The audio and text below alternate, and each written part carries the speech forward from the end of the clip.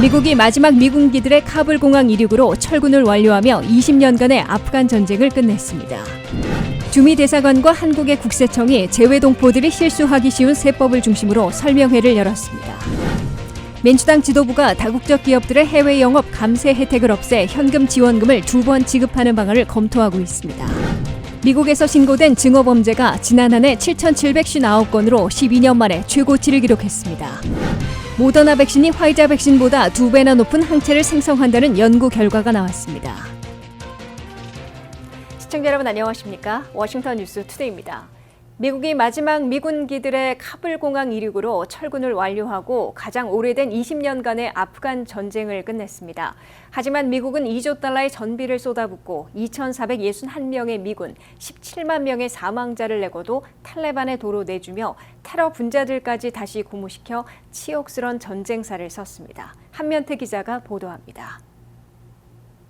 미국이 결국 아프가니스탄에서 완전 철수하고 20년 아프간 전쟁을 끝냈으나 전투에서는 이기고 전쟁에서는 지는 치욕의 패전을 기록하고 있습니다. 미국의 아프간 군사작전은 끝났으며 이제 외교가 주도하는 새로운 아프간 개입 정책이 시작됐다고 밝혔습니다. The United States ended 20 years of war in Afghanistan, the longest war in American history.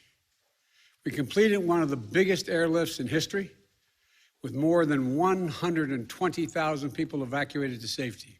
미국은 아프간 철군 시한을 24시간 남겨둔 30일 밤 11시 59분 5대 C-17 미군 수송기들이 카불 공항을 이륙해 아프간 영공을 벗어난 것으로 철군과 대피작전을 종료했습니다. 마지막 미군 수송기에는 미군의 카불 현지 대피작전을 지휘한 크리스토퍼 도너휴 육군 82 공수사단장과 로스 윌슨 아프간 주재 미국 대리대사 등이 타고 있었습니다. 대피작전을 위해 급발했던 5,800명의 미군들 가운데 최후의 병력 800명도 마지막 C-17 수송기를 타고 철군을 완료했습니다. 마지막 미군 수송기들이 카불 공항을 이륙하자 리퍼 무인 공격기, B-52 장거리 폭격기, AC-130 공격기, F-15 전투기 등이 출격해 엄호했습니다. 이로써 미국은 9.11 테러에 대한 보복으로 2001년 10월 7일 시작해 4명의 대통령들을 거치며 20년간이나 전개해온 가장 오래된 아프간 전쟁의 종지부를 찍었습니다. 하지만 아프간에서는 아무런 행사 없이 자정에 도망치듯 빠져나가는 미군들의 마지막 모습과 탈레반의 승리를 자축하는 축포가 패자와 승자를 명확하게 대비시켰습니다.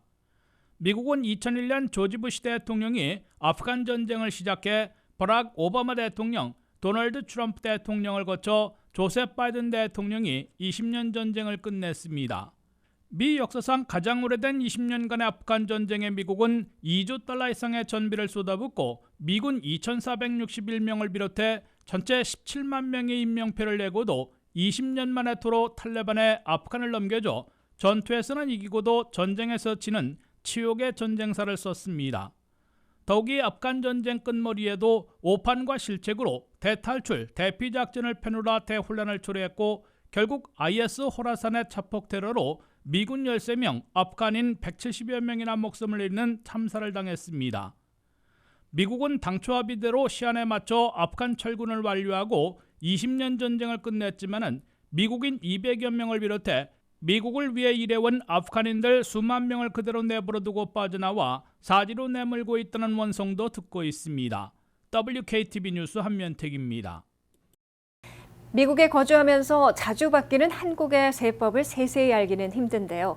워싱턴 주미 대사관과 한국의 국세청이 재외동포들이 실수하기 쉬운 세법을 중심으로 설명회를 열었습니다. 해외 거주자들에게는 다르게 적용되는 양도소득세와 상속, 증여세, 해외 금융계좌 신고 의무 등에 대한 1:1 상담도 이어졌습니다. 박남주 기자가 취재했습니다. 워싱턴 주미 대사관이 한국의 국세청과 공동으로 버지니아와 메릴랜드 거주 한인들을 위한 세무 설명회를 개최했습니다. 버지니아 한미과학센터에서 열린 이번 설명회는 한국의 세무 전문가들이 직접 방문해 유익한 강의는 물론이고 1:1 상담까지 이루어졌습니다. 한국국세청 박재신 부동산 2팀장은 해외 거주자라 할지라도 다주택자의 경우 한국의 거주자와 동일하게 중과세 제도가 적용되고 미국으로 이민 시 한국에 있는 주택을 일정 기간 내 팔아야 양도소득세를 면제받을 수 있다 강조했습니다. 특히 이제 비거주자에 대해서도 국내 거주자와 동일하게 다주택자에 대해서 중과세 제도가 적용된다는 것에 대해서 특히 유의하셔야 될 것 같습니다. 그래서 2주택 이상을 보유한 분들에 대해서는 기본 세율의 20% 또는 30% 추가 세율이 적용된다는 것에 특히 유의해 주시고, 증여와 상속에 대한 상담을 진행한 김선아 세무공무원은 해외 거주자의 경우 상속세 과세 대상 범위와 공제 차액이 한국 국내 거주자와 다르다며 각별한 주의를 당부했습니다. 김선아 세무공무원은 특히 미국에 거주하는 경우 상속 재산에 따라 누진세가 적용되고 배우자 공제 등의 혜택을 받는 한국 거주자와는 달리 기초공제 2억으로 일괄 적용되는 점이 다르다 밝혔습니다. 미국에 거주하시는 분들은 한국에 있는 재산만 상속세 과세 대상이 되기 때문에 그런 차이가 있고, 그다음에 공제도 재산이 많은 만큼 한국에 있는 거주자는 공제가 배우자 공제라든지 기타 등등 공제가 다 적용이 되는 반면 비거주자인 미국에 계시는 분들은 상속공제가 기초공제 2억 요거 하나가 적용이 됩니다. 한국 국세세원 담당 공무원은 미국 영주권이나 시민권자라 하더라도 한국 거주 기간이 183일 이상일 경우 해외 금융계좌 신고 대상이 될 수 있다 강조했습니다. 미국 영주권자, 미국 시민권자라고 하시더라도 간혹 사업상의 이유로라든지 아니면 가족 관계, 재산 관계로 인해서 아니면 183일 이상 거주하는 그런 사유로 우리나라 거주자가 될 수 있거든요. 그래서 그럴 경우에도 이제 신고 의무가 부여가 됩니다. 메릴랜드에서 온 한 참가자는 한국에서 상속받은 재산을 미국에 가지고 올 때 절차와 주의사항이 궁금해 이번 설명회에 참석하게 됐다며 현지에서는 만나기 힘든 한국 세무 전문가들을 직접 만나 상담할 수 있어 마음이 놓인다 밝혔습니다. 수용 결정이 내려갔고 이제 보상을 받게 됐어요. 얼마 안 되는 땅인데 이제 그때 양도소득세라든가 한국에서 내는 세금하고 그다음에 보상금을 이제 미국으로 갖고 와야 되잖아요. 갖고 오면은 이제 미국에서도 또 세금을 내야 되는 걸로 알고 있는데 그게 법적으로 어떻게 과세가 되고, 주미대사관 측은 미국 거주 한인들이 한국의 세법을 잘 몰라 주택 양도와 상속 증여 시 손해보는 일이 발생할 수 있는 만큼 앞으로도 꾸준히 설명회를 개최해 미국 거주 한인들에게 도움을 줄 예정입니다. WKTV 뉴스 박남주입니다. 민주당 상원 지도부가 다국적 기업들의 해외 영업에 제공해온 감세 혜택을 없애 8천억 달러를 거둬들여 미국민들에게 현금 지원금을 2번 지급하는 방안을 고려하고 있는 것으로 보도되고 있습니다. 바이든 인프라 플랜을 법제화하며 부유층과 대기업의 세금 인상안을 마련하고 있는 민주당 상원 지도부는 일부 해외 사업에 대한 세금 감면을 없애 미국민들에게 추가 현금 지원금을 지급하는 방안을 검토하고 있는 것으로 나타났습니다. 한면태 기자가 보도합니다. 델타 변이의 기승에 물가 인상으로 미국민 서민들이 생활고에 다시 빠지자 민주당 상원 지도부가 추가 현금 지원이 가능하도록 재원 마련 방안을 검토하고 있어 결과가 주목되고 있습니다. 상원 다수당인 민주당에서 세금 제도를 주관하고 있는 상원 채무위원회 론 와이든 위원장, 마크 워너, 셔러드 브라운 상원의원은 최근 바이든 인프라 플랜을 시행하기 위한 재원 마련 방안으로 부유층과 대기업의 세금 인상은 물론 일부 감세 조치의 중단도 제안했습니다. 그중에서 다국적 기업들이 해외에서 영업하면 법인세를 미국 내 21%보다 훨씬 적게 납부할 수 있도록 제공해온 감세 혜택을 없애는 방안도 들어있습니다. 다국적 기업에 대한 해외 영업 감세 혜택만 없애더라도 연방정부는 8천억 달러나 걷어들일 것으로 계산되고 있습니다. 워싱턴 정치권은 이 8천억 달러로 미국민 85%에게 1인당 1,400달러씩 지급한 3차와 같은 추가 현금 지원금을 2번이나 제공할 수 있게 된다고 보수적인 싱크탱크 AEI, 미 기업연구소가 밝혔습니다. 민주당 상원 지도부는 미국의 일자리 유출이라는 비판을 사원 다국적 기업의 해외 영업 세제 혜택을 없애는 방안을 제시하면서도 이를 추가 현금 지원금을 시행하는 데 쓸지는 아직 결정하지 못하고 있으나 재원 마련 방안을 미리 고려하고 있는 것으로 AEI 미 기업연구소는 해석했습니다. 연방 센서스가 8월 2일부터 16일까지 2주일간 설문조사한 결과 미국민들의 27.6%는 매달 내는 비용을 지출하고 생필품을 사는데 어려움을 겪고 있다고 토로하고 있습니다. 여기에 9월 6일부터는 연방 실업수당이 종료돼 750만 실직자들의 수당이 완전 끊기게 됩니다. 바이든 행정부의 새 강제퇴거 중지령이 연방 대법원으로부터 불법 판결을 받아 한 달도 채 안 돼 중단됨에 따라 렌트비를 많이 밀리고 있는 350만 세입자들부터 살던 집에서 강제로 쫓겨날 위기에 빠질 것으로 예고되고 있습니다. 델타 변이의 기승과 연방 지원의 종료 등으로 미국 고용과 소비 등 경제에도 찬물을 끼얹고 서민 생활고가 악화되고 있어 조 바이든 대통령과 민주당 최고 지도부가 9월 말까지 결정해야 하는 두 가지 인프라 법안에 추가 현금 지원금을 전격 포함시킬지 예의주시되고 있습니다. WKTV 뉴스 한면택입니다. 백신 접종 초기에 많은 사람들이 접종했던 모더나 백신이 화이자 백신보다 2배나 높은 항체를 생성한다는 연구 결과가 나와 눈길을 끌고 있습니다. 연구진들은 모더나 백신이 메신저 RNA 함량이 더 많고 접종 간격도 화이자의 3주보다 일주일 더 많은 4주 간격인 것이 항체 생성량에 영향을 끼쳤을 것으로 보고 있습니다. 김지수 기자가 전합니다. 미국의 증오범죄가 팬데믹과 경제난, 대선 분열을 겪은 2020년 한 해 12년 만에 최고치를 기록한 것으로 나타났습니다. 연방수사국 FBI가 발표한 통계에 따르면 2020년 한 해 증오범죄로 분류된 범죄 건수는 미 전역에서 7,759건으로 나타났습니다. 이는 2019년에 비해 6% 늘어난 겁니다. 특히 증오범죄 건수는 2008년 7,783건이래 12년 만에 최고치를 기록했습니다.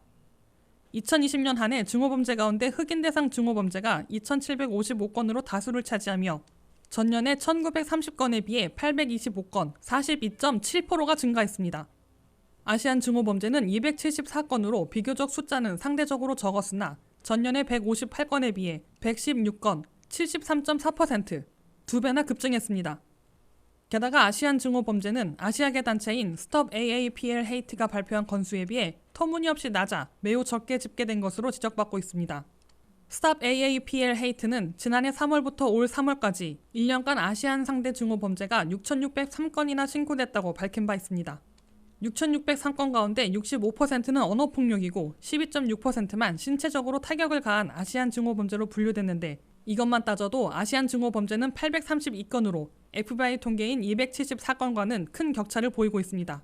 이에 대해 분석가들은 FBI가 관련법에 따라 각 지역 사법당국의 보고를 토대로 증오범죄를 집계하고 있으나 증오범죄로 판정하지 않고 연방당국에 보고도 하지 않은 사건들이 너무 많기 때문으로 지적하고 있습니다.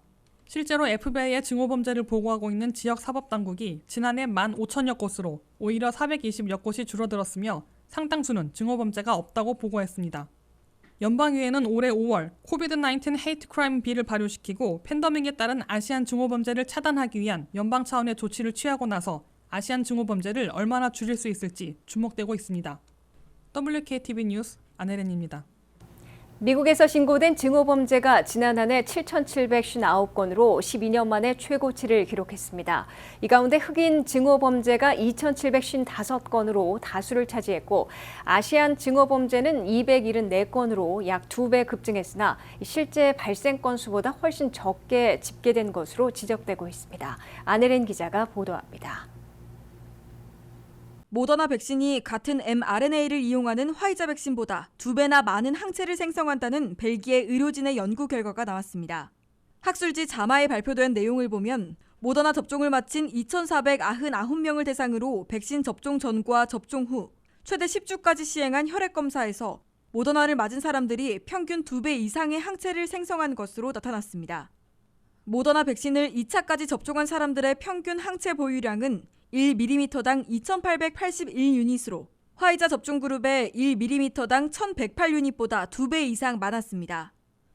연구자들은 모더나 백신이 mRNA 함량이 더 많고 접종 간격도 화이자의 3주보다 일주일 더 많은 4주 간격인 것이 항체 생성량에 영향을 끼쳤을 것으로 보고 있습니다. 지난 9일 보고된 또 다른 연구에서는 모더나 백신이 화이자 백신에 비해 코로나 돌파 감염 위험을 2배 감소시키는 것으로 발표되기도 했습니다. 미국 마요 클리닉 보건 시스템은 지난 1월부터 7월까지 백신 접종자를 대상으로 검토한 뒤 모더나 접종자의 돌파 감염 예방률은 76%였으나 화이자 백신은 42%에 그쳤다고 밝혔습니다. 2배나 많은 항체 생성률이 돌파 감염률을 낮추는 것으로 해석되는 대목입니다.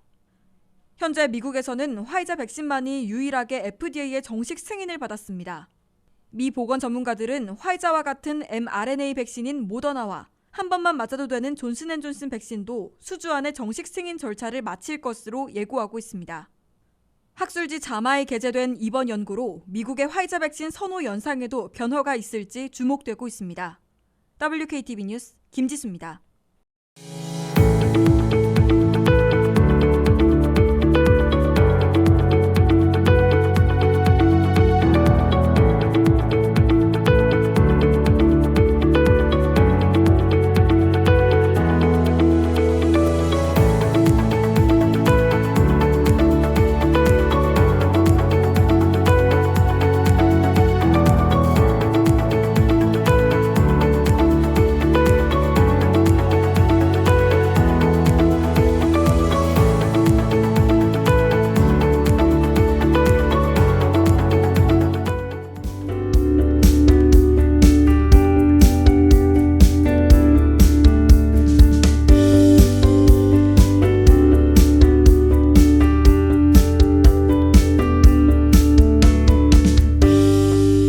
워싱턴 뉴스투데이를 마치겠습니다. 시청해주신 여러분 고맙습니다.